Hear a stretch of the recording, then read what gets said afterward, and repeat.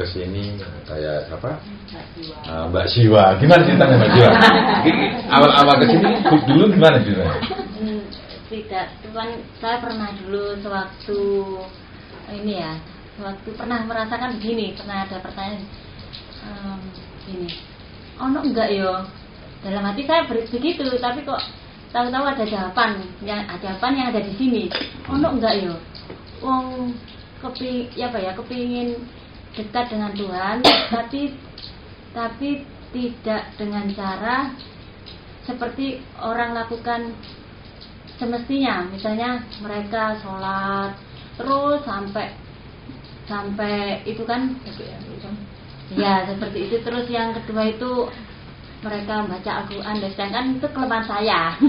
Itu di saat dulu itu kan, terus saya bilang gini, oh enggak yo, wong apa itu, kalau contohnya seperti saya sulit melakukan seperti itu, bisa dikatakan malas.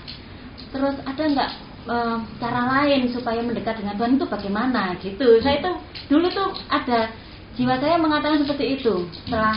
Setelah itu saya nggak tahu dulu itu berawal dari kok yang menurut itu ya maha kreatif itu ya, saya adalah orang yang terpilih kan gitu. Oh ternyata saya diundang dengan caranya, maksudnya dengan cara mengenal pasangan dulu. Setelah itu dikenalkan dengan pasangan, ngaji kita seperti apa di sini. Setelah itu saya terus hati saya kaget, loh kok anak jawaban nih. Dulu saya pernah bertanya seperti itu tapi nggak ada yang jawab, tapi sekarang kok sudah langsung saya praktek seperti itu Cak Don. Terus oh luar biasa ya Tuhan itu kan, saya gitu. Kok ono ya cara seperti ini yang mendekatkan dengan Tuhan dengan cara yang lain, yang saya banyak kelemahan di situ dan sekarang sudah di hadapan saya gitu loh. Saya itu kan pernah bilang gitu sama pasangan juga. Saya itu loh dulu pernah ada pertanyaan seperti itu, ada ibaratnya unek-unek gitu loh. Kok sekarang ada jawabannya? Ternyata saya dialihkan dengan Tuhan dengan benar gitu loh. Seperti itu gimana Cak Dan? Oh iya, memang macam-macam untuk menuju Tuhan ya. Kemungkinan Tuhan kan mencari cara termudah untuk permintaan seorang hamba. Padahal di Al-Quran sendiri itu ada. Ya ada satu bahasa walladzina jahadu fina lanahdiyannahum subulana. Orang-orang ya yang sungguh-sungguh fina menuju kami, kata Allah Ta'ala lanahdiyannahum, maka kami pasti menunjukkan pada mereka subulana, pada jalan-jalan kami. Artinya di sini itu kan menggunakan jamak taksir yang tidak ada pakemnya. Itu artinya bahwa menuju Tuhan itu caranya macam-macam. Ada yang cara pakai sholat, ada yang pakai perbuatan, semua itu media membuat kamu lebih dekat dengan Tuhan. Ketika kamu belajar tidak marah, itu membuat kamu lebih dekat dengan Tuhan. Ketika kamu melakukan perbuatan baik pada sesama, itu juga kamu dekat pada Tuhan dan kamu akan didatangi sama Tuhan. Seperti itu. Jadi cara menuju Tuhan aneka ragam. Bisa dengan cara sholat bagi agama yang orang-orang yang pakai agama Islam atau Hindu, Buddha punya cara sendiri. Yang penting kita jangan pernah menyalahkan. Kamu sendiri dikasih cara dengan yang syarat yang tidak aneh-aneh. Cukup belajar tidak marah atau seterusnya 5 konsep dasar itu. Ya asik aja. Di sini kita bikin asik aja. Enaknya kalau kamu nggak tahu agama itu enak. Ya, diomongin dari Al-Quran aja langsung percaya loh. Orang yang percaya ini loh, yang mudah melakukan perjalanan rohani. Kan asik aja toh. Awal-awal ketika kamu perjalanan menuju sab 1, sab 2 sampai sab 7, akhirnya ditemu juga sama Tuhan. Walaupun model kita kacau dan kita seakan-akan merasa tidak pantas untuk ditemui. Ternyata Tuhan mau menemui siapa aja yang mau ingin bertemu, dan itu sudah ada di Al-Quran semuanya. Dan kita kadang-kadang kita yang tahu tentang agama tapi nggak tahu prakteknya agama yang hubungannya dengan hablum minallah. Ini nggak dikaji dengan betul. Akhirnya menjadi sekat, ada sekat antara dirimu dengan Tuhanmu. Apalagi di luar sana berpendapat bahwa yang hanya ketemu Tuhan hanya seorang nabi, seorang wali, malaikat. Malaikat kan ketemu Tuhan juga kan? Padahal kamu diciptakan lebih sempurna dari malaikat kan? Harusnya lebih kamu diberi kesempatan sama Tuhan untuk mengenal Tuhan daripada hanya malaikat. Begitu. Nah, ini dari Mbak Siwa. Ada yang lain? Oh, Mbak Ina mungkin ya. Awal-awal gini gimana Mbak Ina? Asik ini. Kalau saya itu awal-awal kesini mungkin hampir sama dengan Bu Cahya yang dulu senang bekerja dan di situ bayangannya mengumpulkan uang untuk kesenangan diri sendiri. Tapi ternyata di saat bekerja itu ada satu rasa titik jenuh. Jenuhnya itu saya sudah bekerja terus hanya memikirkan diri saya sendiri. Nah waktu itu saya kebetulan sudah menikah dan ketika hamil itu dikasih keguguran terus. Untuk apa saya bekerja kalau misalnya belum dikasih titipan gitu, hanya untuk kesenangan diri?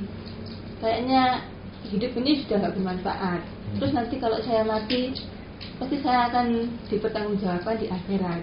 Jadi yang ada di pikiran saya saat itu, piye caranya untuk kehidupan di akhirat nanti agar saya bisa diterima sama yang kuasa.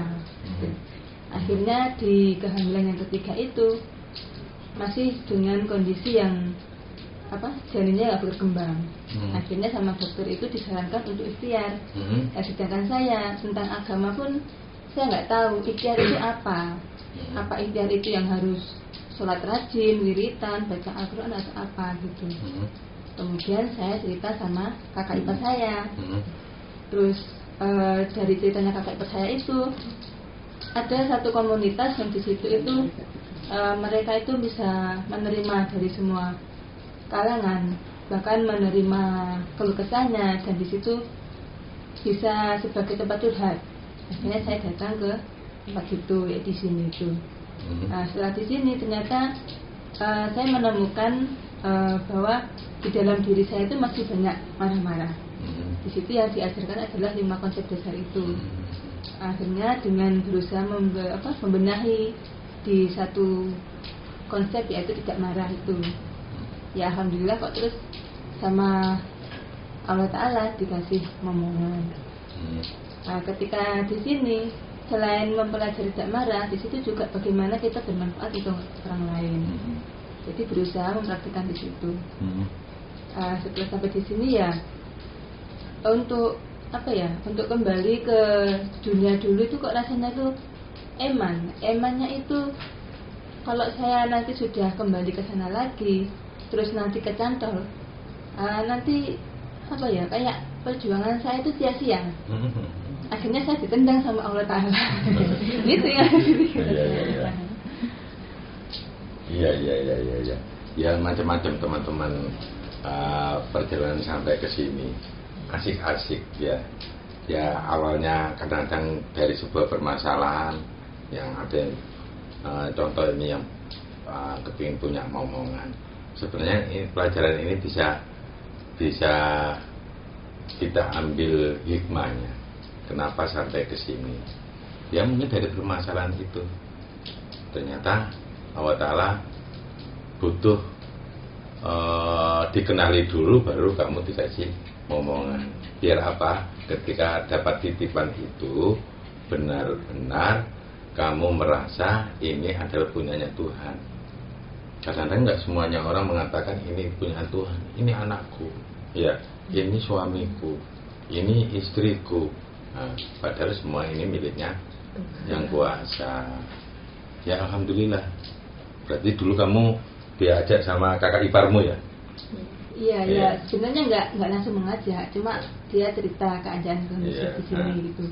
Akhirnya ada inisiatif diri saya. Mungkin nanti kalau saya kesini, saya bisa tanya ikhtiar itu yang seperti apa, saya harus bagaimana. Gitu ya.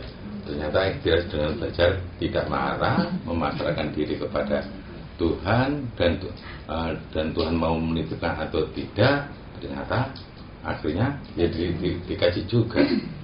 Kakak iparmu perempuan atau laki-laki? Laki-laki. Oh laki-laki. Nah, ya istrinya ada di sini. Oh Dulu pernah dengarkan nggak? Anu waktu curhatnya itu? Ya biasanya juga curhat sama saya juga. Oh gitu ya. Lupa dia. Oh, iya.